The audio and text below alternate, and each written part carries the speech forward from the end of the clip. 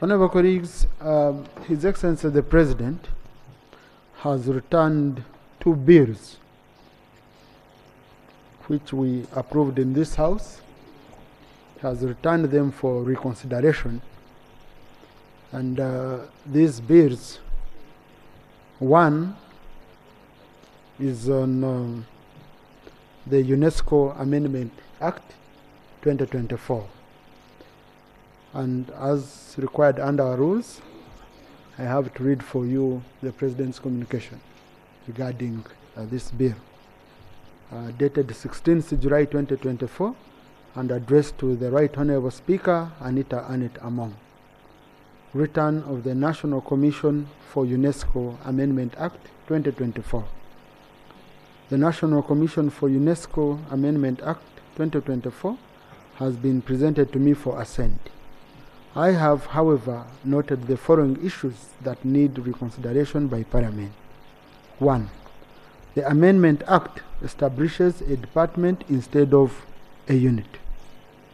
Section 4 of the Amendment on Re-establishment of Uganda National Commission for UNESCO provides that on the commencement of this Act, the Uganda National Commission for UNESCO shall be re-established as a department in the ministry responsible for education without corporate status. The implication of this section is that UNATCOM is established as a legal entity but without corporate status.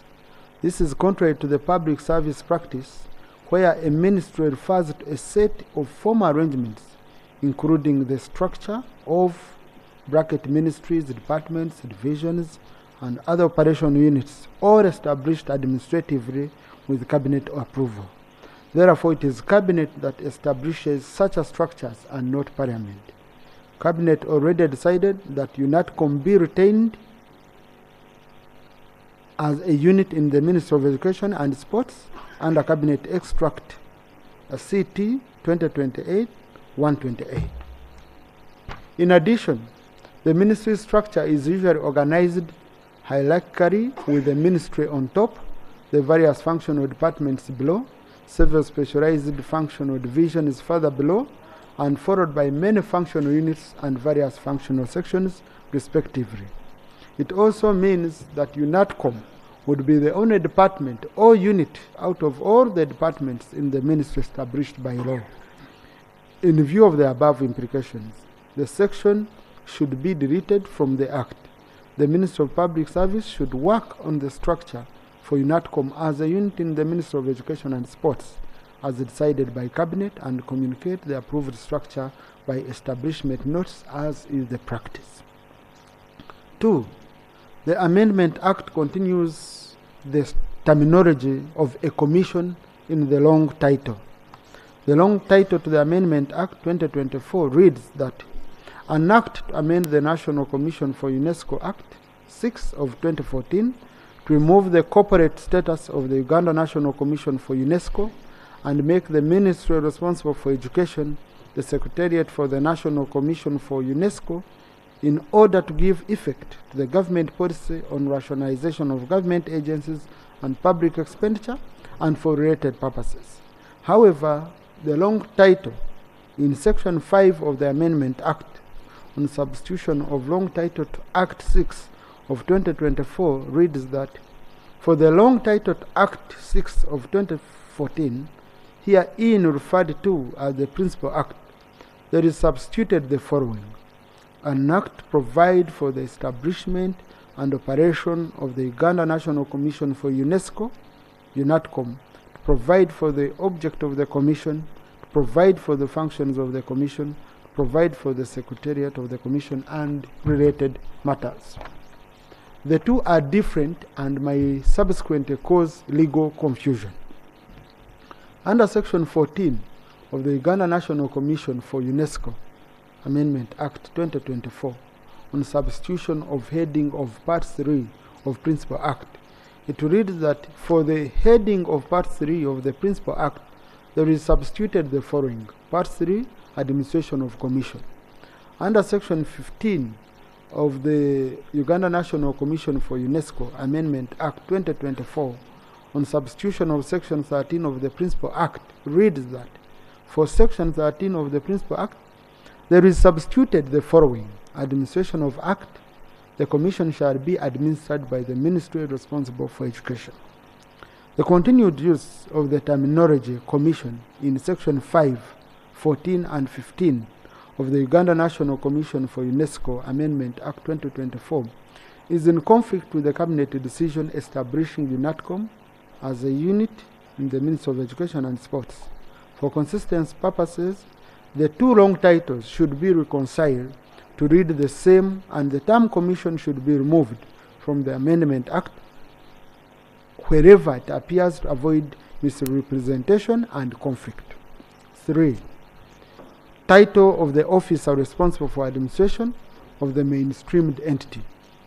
Section 16 of the Uganda National Commission for UNESCO Amendment Act 2024 on substitution of Section 14 of Principal Act reads that for Section 14 of the Principal Act, there is substituted the following: officer responsible for administration of commission.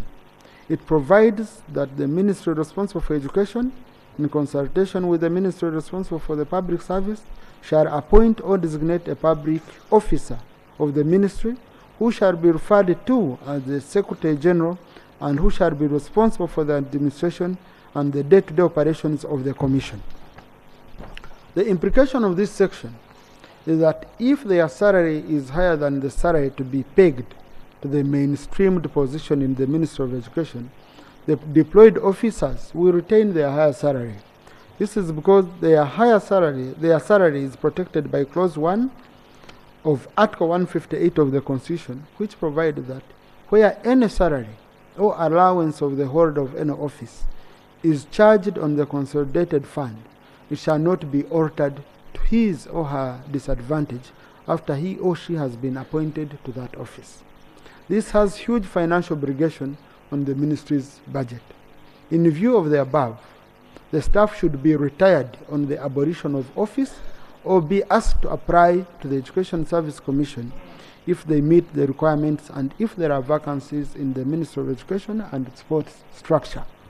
Therefore, in accordance with Article 91, 3b of the 1995 Constitution, I hereby return the National Commission for UNESCO Amendment Act 2024 to Parliament for review of the provisions above.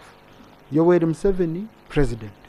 Copy to the Vice President, the Right Honourable Prime Minister, First Lady and Minister of Education and Sports. I refer the returned Act to the Committee on Education for further processing.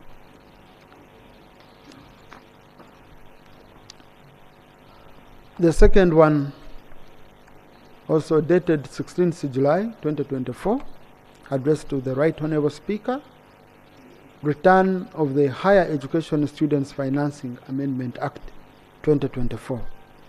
The Higher Education Students Financing Amendment Act 2024 has been presented to me for assent. I have, however, noted that the following issues that need reconsideration by Parliament. 1. The wrong title to the Higher Education Students Financing Act 2024. The wrong title of the Amendment Act is different from the one stated under Section 5 of the Higher Education Standards Amendment Act 2024. For instance, the former reads, an act to amend the Higher Education Students Financing Act 2014 to mainstream the functions of the Higher Education Students Financing Board into the Ministry of to the government policy on rationalization of the government agencies and public expenditure and for related purposes. The above long title is different from the wrong title to the Higher Education Students Financing Amendment Act 2024 under Section 5, which states as follows. For the long title to the Act 2 of 2014, in this Act following. An act to establish a scheme to finance students to pursue higher education in Uganda, to establish a fund to finance the scheme, and to provide for the management and administration of the scheme, and funded by the ministry responsible for education. For consistency, the two long titles to the Act should be reconciled to provide for the same. 2. Transitioning of the current employees of the Higher Education Students Financing Board. Section 43(6) on savings provides that the staff of the Higher Education Student Financing Board may be redeployed to serve in the public service subject to availability of positions. This is irregular because the Higher Education Students Financing Board staff were neither appointed in the Education Service by the Education Service Commission in accordance with Article 168, Clause 5 of the 1995 Constitution, nor appointed in the public service by the Public Service Commission under Article 166(1) of the 1995 Constitution. This means they are not eligible for redeployment in both the education service and public service as proposed in the above section of the Act. Therefore, Section 43, Clause 6 of the Higher Education Students Financing Amendment Act 2024 on savings should be deleted because it is not applicable to employees, to Higher Education Students Financing Board staff. The staff should be retired and compensated on abolition of office. If they intend to join either the education service or the public service and they meet the requirements, they should go through the recruitment process. In accordance with Article 91(3)(b) of the Constitution of Uganda, I hereby return the Higher Education Students Financing Amendment Act 2024 to Parliament for review of the clauses above. Yoweri Kaguta Museveni, President. Copy to the Vice President, Right Honourable Prime Minister, First Lady, and Minister of Education and Sports. I refer the same to the Committee on Education for processing. Honourable members, as you are aware, the Honourable, however, she has been representing Parliament on the Commonwealth Parliamentary Association. I have received communication replacing her with Honourable Odoi Bernard, Youth Representative for Eastern Region. Honourable Odoi Bernard, I wish you the best of luck. I want to thank you, Honourable colleagues. Yeah. So the Gen Zs are represented now. Once again.